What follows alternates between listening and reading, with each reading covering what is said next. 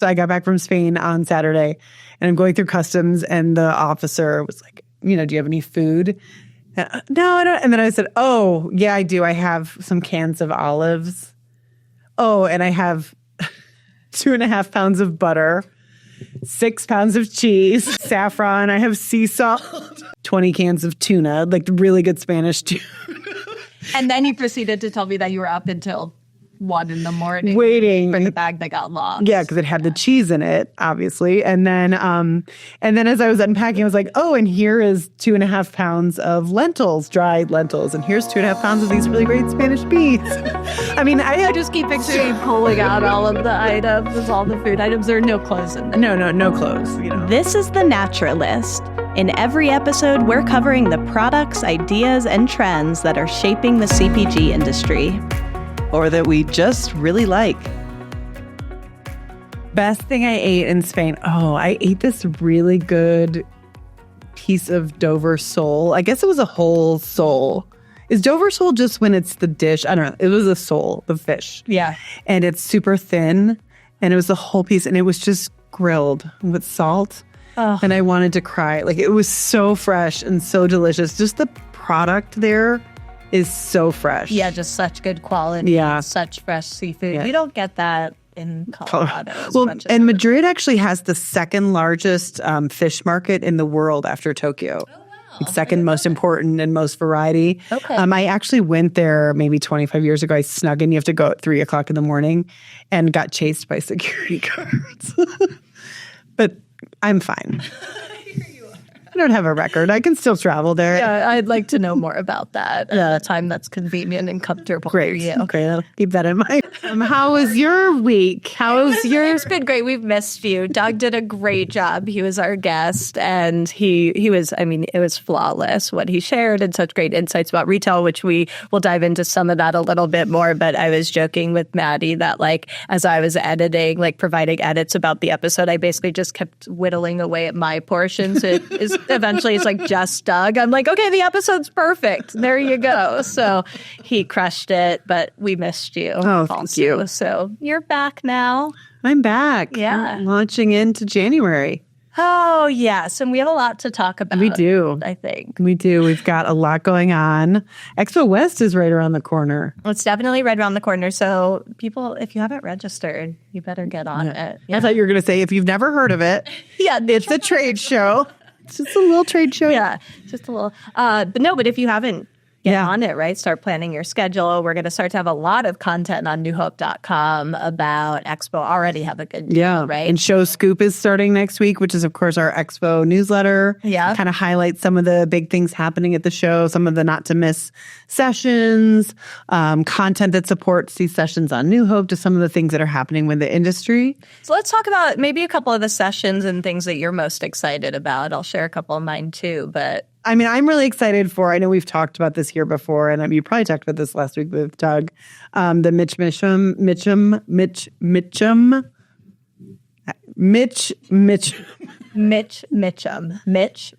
Thank you. The AI session, the keynote. That's going to be fun. Yeah. So fun. The AI, yeah. Yeah. What about you? Not talk about that with Doug, but it's great too because we were coming off of a kind of heated conversation about AI earlier because our team talks about it a lot and the role that it plays in our industry and in our team and in content and all the things. So Mitch Mitchem. That was your best one yet. Thank you. That could be like voiceover. That's that strong.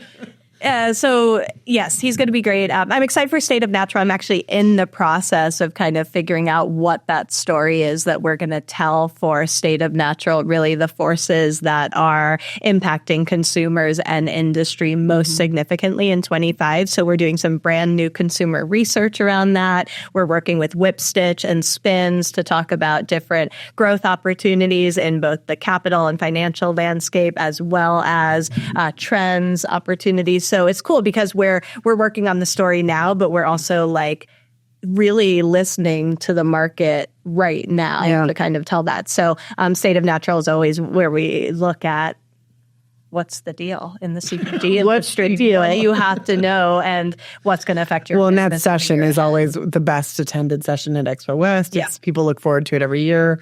I go back a lot of times and rewatch the one from the previous year. Yes. Just to kind of gauge like where have we gone from those predictions, how things changed, where are we now? Yeah, it's packed with data and then the insights surrounding that to be like, well, what does it mean for you and your business? So very excited about that. And some questions we're posing around AI, like how are consumers using AI to make health decisions, right? Mm-hmm. Like a big theme that we're looking at is consumer empowerment and the idea of agency. So actually affecting change through the decisions that you make as a consumer and your business actions. So all that to say, we're asking consumers, how are you using AI and what are the things that are driving your decision making today? And I'm really excited because we have certainly a hypothesis of what we're going to get back from them, but you never really know until you see the consumer results. And consumers, I know I'm constantly evolving with my shopping patterns and preferences, and the consumers of the CPG industry overall are changing. I learned something from our discussion today. I'm almost embarrassed to admit it, but I'm a sharer. I did not know that about the horrible environmental impacts of ChatGPT. Yes. I always say it wrong, ChatGPT. That's right? Yeah. Yeah. And I think it's interesting that like I said during our discussion, like over the past month, people have been talking about more. I think it's like also you hear people talking way more about the environmental impact of Bitcoin. So there's these like sectors that I think people weren't expecting and realizing now the environmental impact. No, but it is. And it just adds another nuance to when we're talking about like weighing, how we interact with ChatGPT and AI and weighing the pros and cons of that. And we just have to face that this is the reality we're living in. And so how can we best navigate those complexities? Who knows? Speaking of complexity, can I just make a call out to your nails and your sweater and how well they go together? And do you have your water bottle in here? I saw you with your water bottle earlier. That was a thing. Exactly. That was color. the whole thing. The water bottle had to go. There was some. Did Maddie say no? Oh. The bottom of it that I'm like chugging because my obsession with water now. And your obsession with hygiene, like for food and water. I know. Not wanting to float. No floaties. When I told you about my butter being lost in Heathrow for 4 days, you're I was like, oh man, I started getting the wellies. No, a monochromatic. Monochromatic. It's an easy way to dress in the morning. What should I wear? Just wear everything in the same color and forget about it.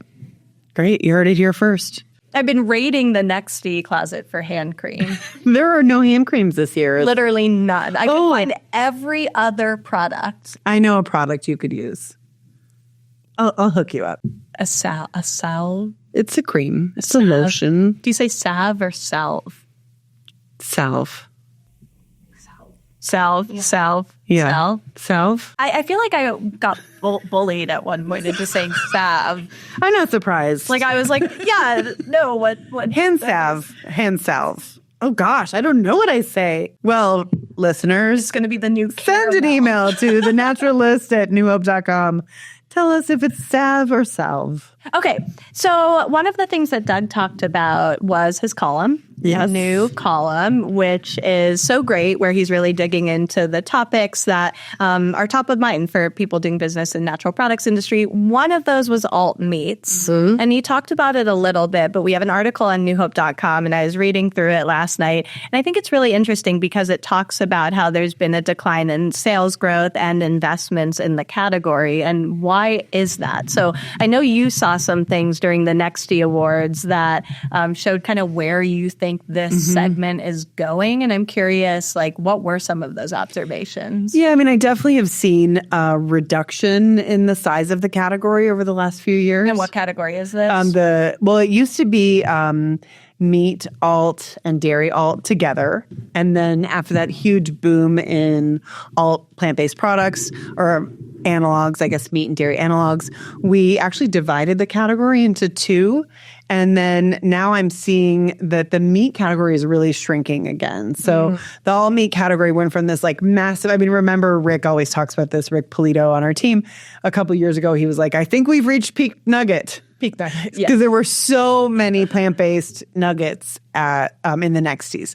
So I've seen the category shrink quite a bit, but I really feel like the quality is improved.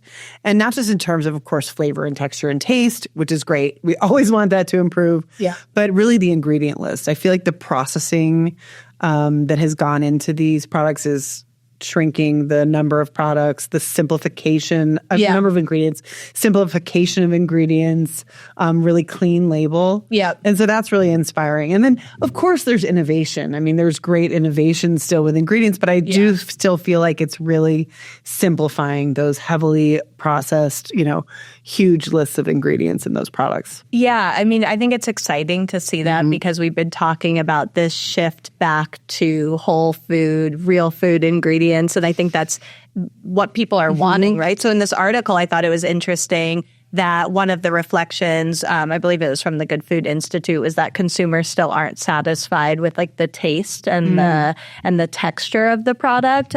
My experience has been that has improved significantly, but that was at the expense of the purity of the ingredient, if it was truly a clean label ingredient, a clean label product that you're talking about. So I think it's interesting because I've seen great advancements in that area, but now it's like we're kind of trying to deconstruct those products so that it's not so overly processed. So I think seeing less of the processing of those will be important. Well, and I do wonder if access to, we're seeing these kind of very specialty, we've talked about this artisanal craft vegan movement for the last couple of years, but I do feel like that's probably still pretty specialized or in specialty stores or, very natural grocers or, grocery outlets. Yeah. Where we're seeing a lot of partnerships. Doug talked about Beyond Meat's partnership with Panda Express. He talked about McDonald's vegan McPlant nuggets. So I do think that some of the industry is broadening or some of the access to products is broadening, but maybe these simplified, more conscientious products are still not kind of out there for the general public. Maybe they're still very specialized. Well, it's kind of like what's happened in the food industry overall, right? Yeah. That there's been like that same kind of conventional approach, like more processing, lower cost of the product, of the ingredients. That's now happening in plant-based. Right. So you see that movement. At the same time, there's then this focus on really high quality and more specialized and higher price points. So right. It's kind of, I think, just imitate or mimicking that, like the whole and that like rebound effect. Yeah. Yeah. So I don't know. I'm just curious what lies ahead for the meat alt space, and meat and dairy, I think, is where we're seeing a lot of movement still. Yeah. A lot of really exciting products with like the cashew based cheeses. And I think that's interesting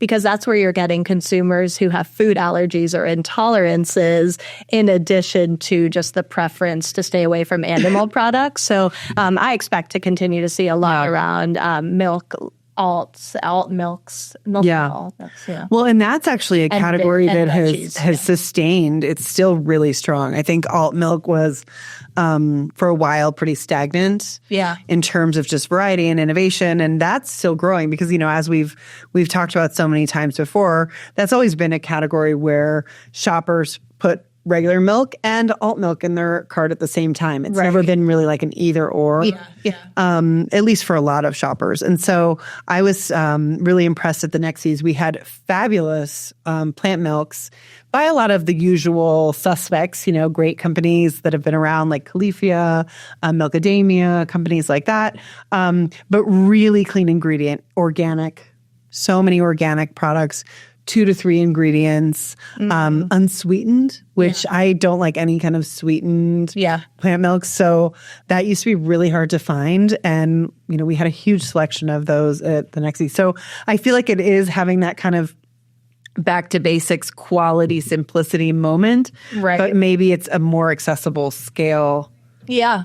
I don't know. Yeah. And how to do that with quality ingredients. So maybe like the whole alt milk or alt dairy and meat space is all about how do we scale with quality. Right. I know Doug talked about also, as we talked about before, the role of AI, the role of R&D in this industry, looking at novel proteins. And I think that that's still important and definitely will help hopefully improve accessibility and things like that. But yeah, I think it is really interesting to see the kind of ebbs and flows and the ups and downs that this plant-based meat industry has faced, and hopefully will continue to solve for in the future. Yeah, it just may look a little bit different than it did. Okay, let's talk about something else that's happening in the industry, shall we? Sure. Okay, there was a big acquisition. Oh, yeah. And I think you were out of the country. I was. Right? Mm-hmm. So Flowers Foods acquired Simple Mills for 800 million smackers. Basically, just about. Yeah. That's huge. And we, of course, have been very connected with Simple Mills for years now. What do you make of this? Oh, my gosh. I think it's super exciting, first of all. I was actually doing a little bit of research around this morning and found an article, an interview with Caitlin Smith, the CEO of Simple Mills, where she was talking about how Simple Mills, and it was from 2020. And actually, I realized after I read it that I wrote it. You're like, this is yours. I was like, this is a great article. I don't know if that's ever happened to you when you're going and doing research and you find an old article online and then you're like, oh, I actually wrote this. But she was talking about how Simple Mills, the appeal that it was, the growth that it was coming into was really not about it being something lacking in something, gluten-free. It was more like what it's offering people. Right. Which I thought was such an important focus. We're giving them added value. We're giving them these simple ingredients, these healthy ingredients, rather than focusing on the fact that we're taking something away. Yeah. And I think that that's been so key to that company's continued growth. Mm-hmm. And it's really great to see a company like that, really getting recognized for that and coming into its own in that. Yeah, no, I agree. And I mean, it's interesting too. Like, I'm hearing people who are focused on the investment landscape saying like, oh, this is another indicator that there's going to be some significant both investments and acquisitions in CPG in the year ahead. We obviously had Siete a few months ago at 1.2 billion, and then this at close to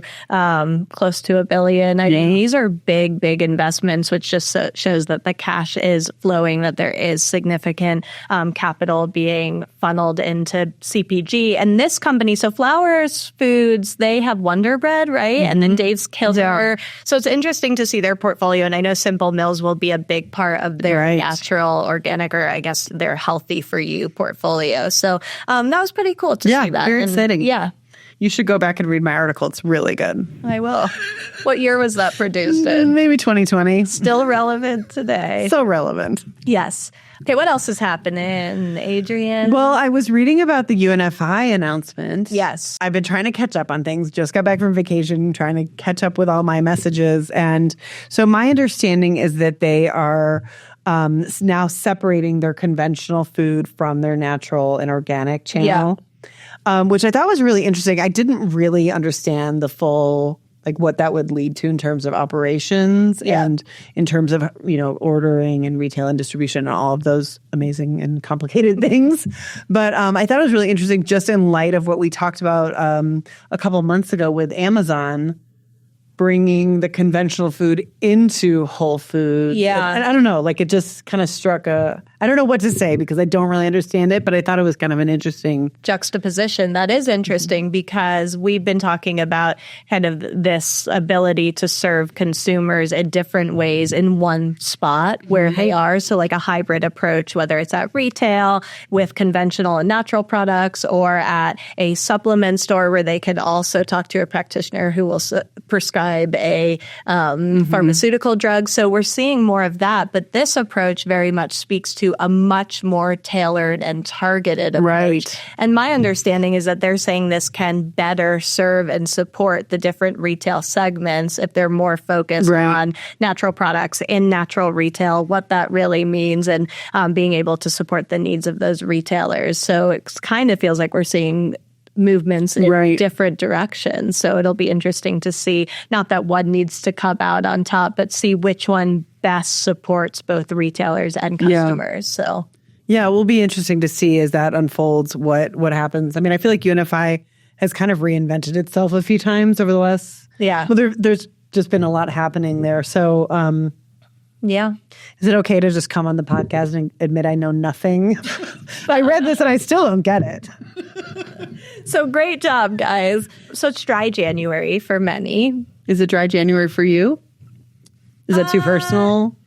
So far it has. Yeah, it's been like dry July through. No, it was like a dry 24 for me, basically. Okay. I mean, maybe like 3 glasses of wine in the whole year, basically. Was one of them that one when you were with me? That was one of my only ones of 23. Oh, was it? With you? When we were at dinner. It was. No, when we were at the Naturally Network event, and you were like, all right, I'm ready to have a glass of wine. I was like, I don't think this is the wine that you should break. That was 23. I do feel like that's what I think. I'm like, I can count on a handful of times, and then you've already listed all of them. I guess I was with you for it. Thank you, Adrienne, for making sure that I always come back to wine. Yes.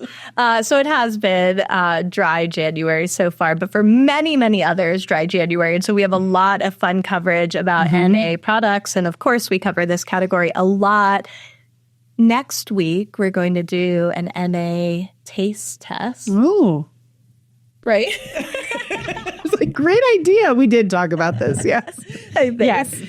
But one thing I'm really getting excited about is all the unique flavors that we're seeing in these products and really like leaning into herbal ingredients. And I think that's so fun. And certainly like the functional benefits, we're seeing a lot more of that. And I just think the future is in these like both clean and low sugar formulations, but also just exciting. Yeah. Like these like flavor profiles that are enjoyable to drink that have nothing to do with trying to, imitate a wine, beer, or spirit, but just bring a delightful, non-alcoholic product and experience to consumers. So we're going to sip on some of those next week and talk about our favorites. You just reminded me that on my British Airways flight, they had a mocktail menu, which I've never seen before. Oh, interesting. Yeah, because like how like food service is creating those experiences, but to like see it on airlines and all over the place now. So, yeah. Yeah, well, stay tuned for next week. Rate and subscribe to The Naturalist. And that's a wrap.